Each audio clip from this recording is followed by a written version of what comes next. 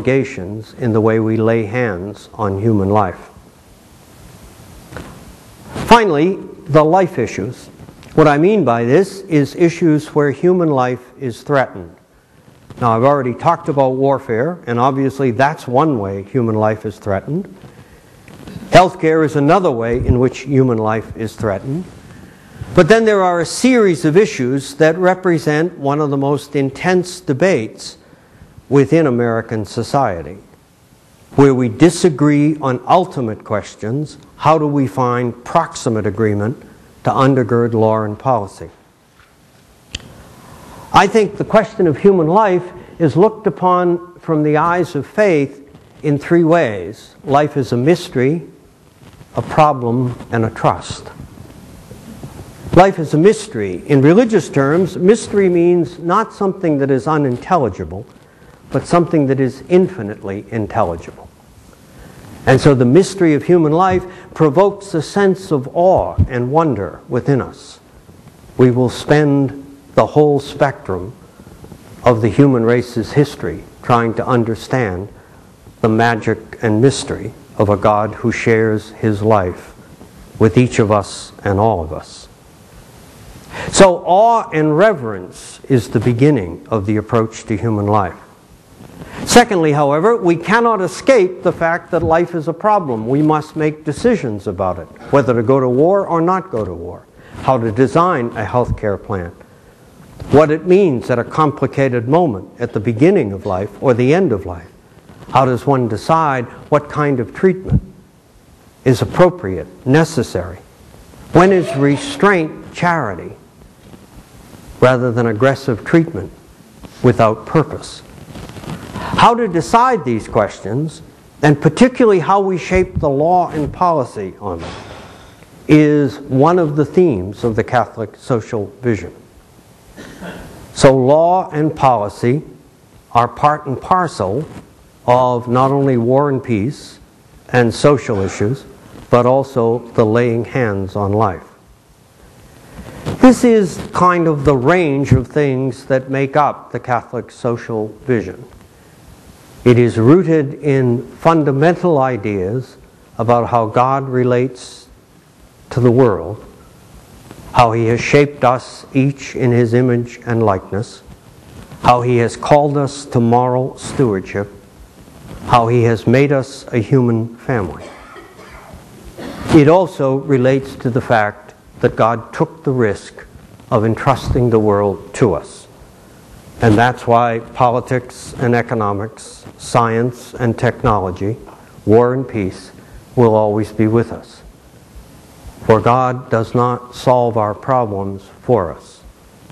He simply will sustain us, call us, instruct us, motivate us. But in the end, we have to lay hands on life in different ways in order to be faithful to the moral stewardship we have been entrusted with. Thank you very much.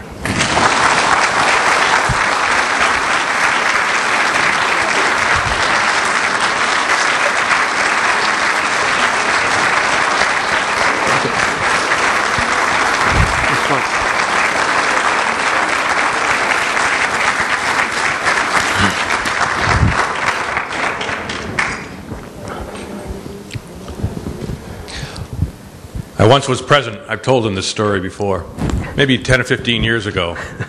I was at a presentation and I happened to be seated on the stage.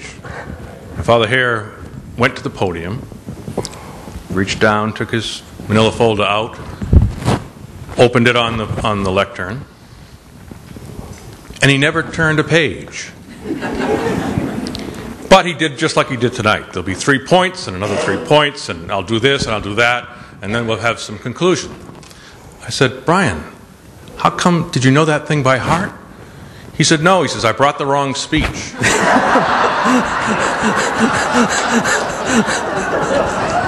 But he could talk for the hour very well. Just a couple of housekeeping details. The 3 parishes are offering some modest refreshment afterwards if you'd like to stay around. And we will entertain some questions, or Father Hehir will entertain some questions. But if you were here last year, remember we have videotape, or whatever it's called, going on. It's not video. And so we want to use this microphone for your questions. And if you are seated on that side of the hall, come around. Don't come in front, because there are things taped on the floor, and we don't want to be sued tonight if you fall. So come around and speak to the microphone. And just a suggestion that you address your question to Father Hehir succinctly, so that we might get lots of different questions. Don't take this as an opportunity to make your speech.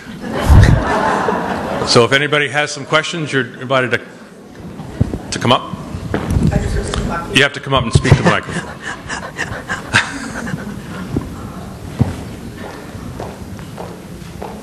Okay, thank you. Yeah. My question is, do you think the answers to some of these three major questions, war, medicine, are more complex now because the advances, let's say, in the medical community or in nuclear power or in civilization as general? So are we supposed to be able to step up? Because 100 years ago, these questions, in my opinion, could have been answered in a more simpler fashion. Well, some of them. Tolstoy wrote War and Peace in the 19th century. We're still reading that. So, I mean, to some degree, we don't want to make ourselves too special. But I do think it's always struck me that if you look back over the last 50 to 60 years, this society has done three things that pose that kind of question. In 60 years, we split the atom, cracked the genetic code, and pierced the veil of space. That took us to places that the human community had never been before. They asked Einstein, who helped to formulate the mystery of the bomb. They asked Einstein why it was so difficult to stop war when it was easier to produce the weapons. And he said, politics is harder than physics. So that's a kind of example. But the point is, if you take those three things, if you split the atom, unleash the power of the inner universe, if you will, and then place it in human hands and package it, that's called nuclear weapons. If you crack the genetic code, you have now entered into the very origins of life.